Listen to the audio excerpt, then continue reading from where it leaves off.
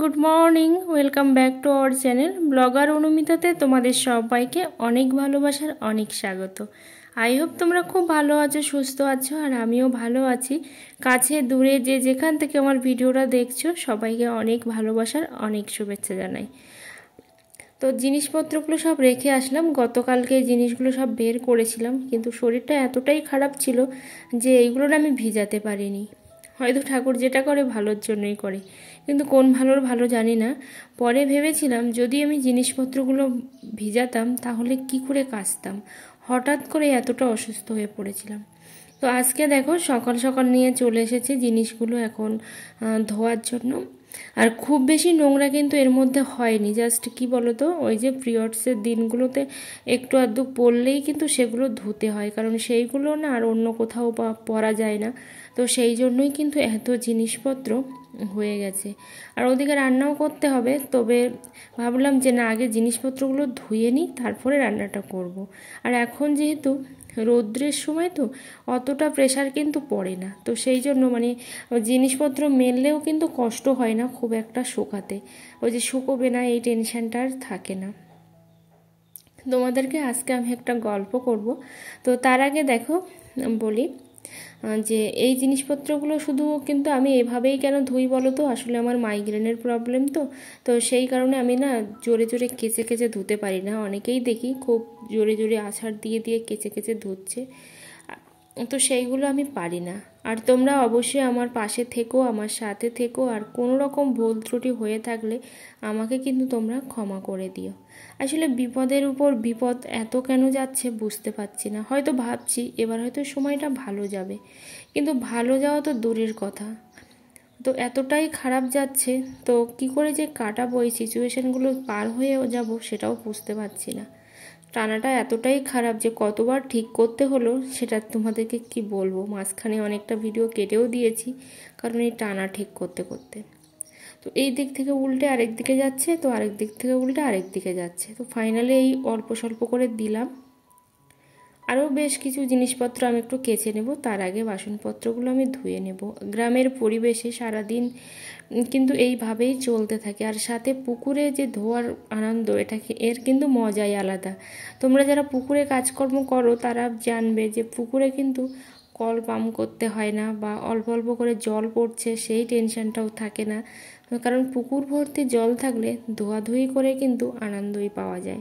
কিন্তু ওই যে রৌদ্রে বসে করতে হয়, ঘরের বাইরে করতে হয়, এই হচ্ছে ব্যাপার। আসলে কি বলতো, আমাদের একটা ঘর করার কথা ছিল, দোকান ঘর। অনেক দিন আগে আমি গ্রুপ থেকে লোন নিয়েছিলাম ঘরটা করার জন্য, কিন্তু সেই সময় মালপত্রও তোলা হয়েছিল ডিসেম্বর মাসে। টাকা পয়সা তো একেবারেই জলে গেল। তারপর হচ্ছে দোকানটা অনেক কারণে হয়নি। তারপর পার্টিগত সমস্যা, এটা সেটা, লুকিং সাইট, যেহেতু নদীর চরে ছিল তো সেই জন্য লুকিং সাইট, এইসব করে করে কিন্তু অনেক রকম প্রবলেম আসতে আসতে ফাইনালি কি হলো বলো তো, 3টে গার্ডটা কাটা হলো। তারপর আবার সেই বাধা। তারপরে কি হলো, এখন সিচুয়েশনটা এমন হয়েছে টোটালি ঘরটাকে বন্ধ করে দিতে হলো। তো সত্যি যে এতটা কষ্টের যে দিন যাবে ভাবতে পারিনি। হয়তো ভেবেছিলাম, হয়তো নয়, ভেবেছিলাম যে এই দোকানটা করতে পারলে, লোন করে করলেও দোকানটা করতে পারলে আমরা হয়তো একদিন সুখের দিন দেখতে পাবো।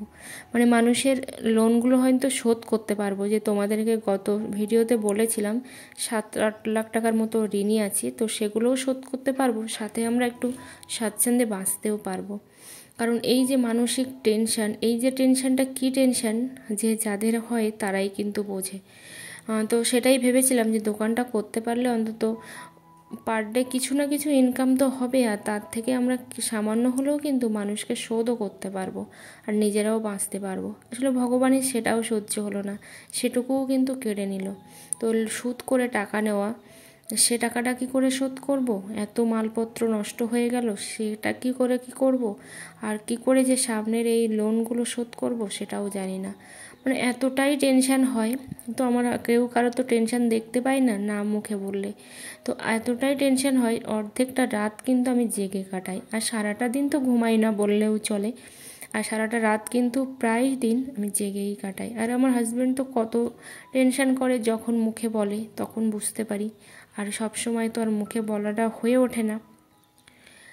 যাই হোক, তোমরা এইভাবে আমার পাশে থেকো আর আমার সাথে থেকো। তো কি রান্না করব ভেবেই উঠতে পারছি না।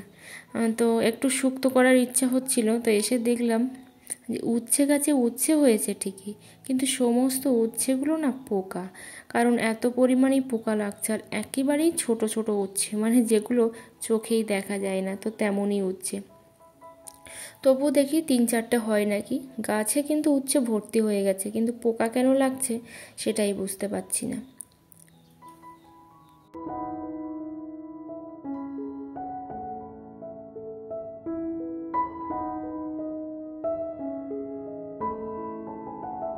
তিনটে থেকে চারটে উচ্ছে পেয়েছি।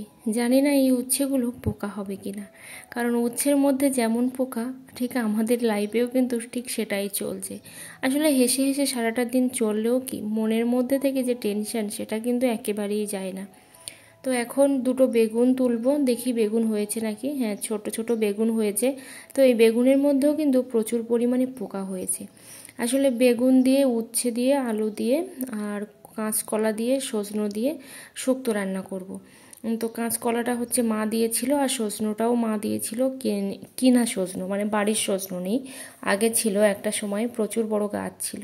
তো দেখো, আম গাছে কিন্তু ভালোই আম হয়েছে, কিন্তু সব গাছে এবছর ভালো আম হয়নি। তো এখন আমি রান্না করব, আর রান্না করার জন্য এখন বসেও পড়েছি, আর সাথে সাথে একটা তরকারি কিন্তু অলরেডি আমি বসিয়েও দিয়েছি। তারপর একটা তরকারি কাটতে আমার বাকি আছে। আসলে উনুনে রান্না করলে অনেকটা কিন্তু টাইমও যেমন সেভ হয়, আর সাথে সাথে কিন্তু গ্যাসটাও তো বাঁচে, এটা তো ঠিকই। আর কিন্তু একটা জিনিস হয়, যেটা সমস্ত জিনিস গুছিয়ে নিয়ে বসতে পারলে অতটা কিন্তু প্রেশার পড়ে না।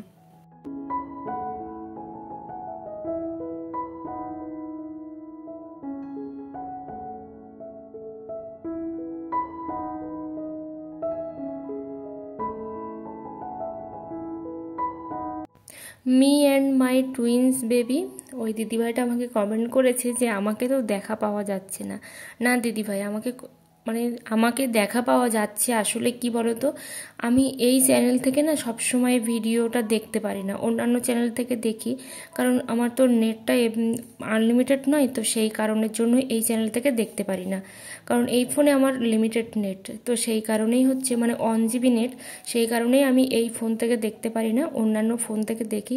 তো এবার অবশ্যই আমার চ্যানেলের নামটা তোমাকে মেনশান করে দিয়ে দেবো, যে জিমেল থেকেই আমি দেখি না কেন মেনশান করে দেবো, দিলে কিন্তু তুমি বুঝতে পারবে।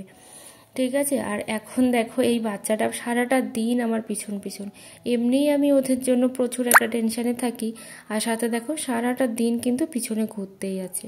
তো একটা তরকারি কাটতে আমার বাকি ছিল, তো সেই তরকারিটা এখন আমি কেটে নিচ্ছি। আলু আর সয়াবিন রান্না করব। সয়াবিনটা আমার অলরেডি ভেজানোই আছে, কিন্তু আলুটাই কাটা হয়নি।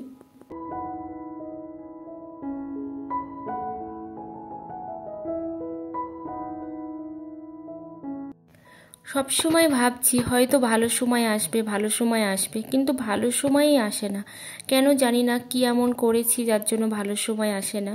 তো এখানে দেখো, এই বোতলটার মধ্যে আমি তেল ঢালছি এই কারণে যে এই বোতলে করে তেল দিলে না খুব অল্প তেলে কিন্তু রান্না হয়ে যায়। কারণ বড় বোতলে করে তেল ঢাললে কতটা পড়ে যায় ঠিক বোঝা যায় না।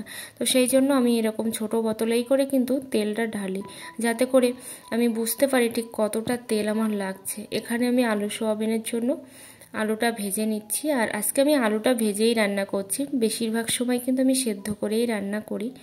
আর রকমারি ব্লগস উনি আমার লিখেছেন, মানে কমেন্ট করেছেন যে আমি ওনার মেয়ের মতো, ওনার 2টো মেয়ে আছে আর আমি 3টে মেয়ে। তো এত এত এত ভালো লেগেছে, আর ওনার কমেন্টগুলো আমার পড়তে না ভীষণই ভালো লাগে। তো সত্যি আমি যে কারোর এত ভালোবাসা পাবো সেটাই কিন্তু কখনোই ভাবিনি। তো প্লিজ তোমরা এবং আপনারা সবাই আমার পাশে থাকবেন, আমার সাথে থাকবেন, যাতে করে আমি সামনের দিকে যেন এগিয়ে যেতে পারি, আর মনের আশা বা মনের ইচ্ছা যেন আমি পূরণ করতে পারি। তো জানি না সেটা আমি পারবো কি পারবো না, সেটা অবশ্যই কিন্তু আপনাদের উপরে বা তোমাদের উপরেই কিন্তু ডিপেন্ড করছে। তো এখন আমি ভাতটা কিন্তু ঝেড়ে নিচ্ছি, আর এগুলো হচ্ছে রেশনের চাল, তো আমরা রেশনের চালই খেয়ে থাকি। তো কিনেছিলাম, ফুরিয়ে গিয়েছিল বলে। এখানে আমার আলু সোয়াবিনটা রান্না হয়ে গেছে, একটু ঝোল রেখেছি কারণ ঠান্ডা হয়ে গেলে কিন্তু ঝোলটা টেনে নেয়।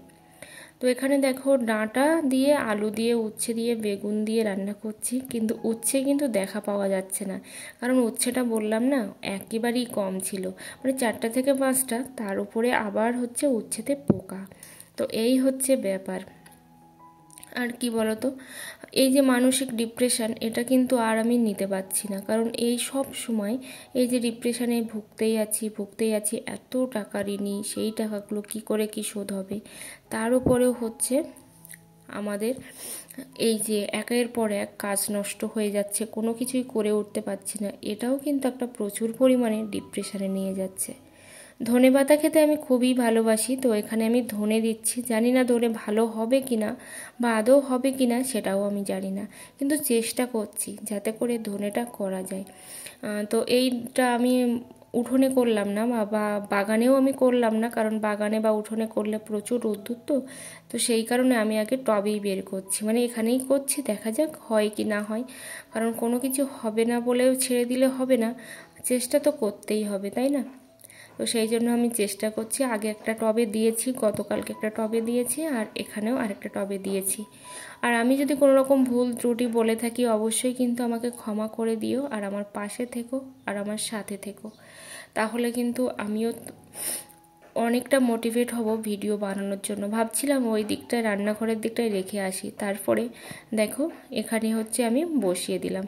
এই যে দেখো কত বড় একটা দুর্ঘটনা ঘটে গেল, মানে আমি না জানতেই কিন্তু ওর গায়ের উপরে পা পড়ে গেছিলো। আর একটা দুর্ঘটনা যেটা দেখো, এই আমার শাঁখার সোনাটা কোথায় পড়ে গেছে, মানে দুর্ঘটনা, এর যেন আমার পিছুই ছাড়ছে না। এই যে এই সাইডটায় যে একটা ছোট মুখ আছে দেখতে পাচ্ছ, এইটা কিন্তু ওই সাইডে নেই, এই যে দেখতে পাচ্ছ। তো এই জিনিসটা হারিয়ে গেছে আমার, তো এই যে হারিয়ে গেছে। তো এই টাকাটাও যে কোথার থেকে জোগাড় করব আমি জানি না, সত্যি খুব কষ্টে আছি। ভালো থেকো সবাই।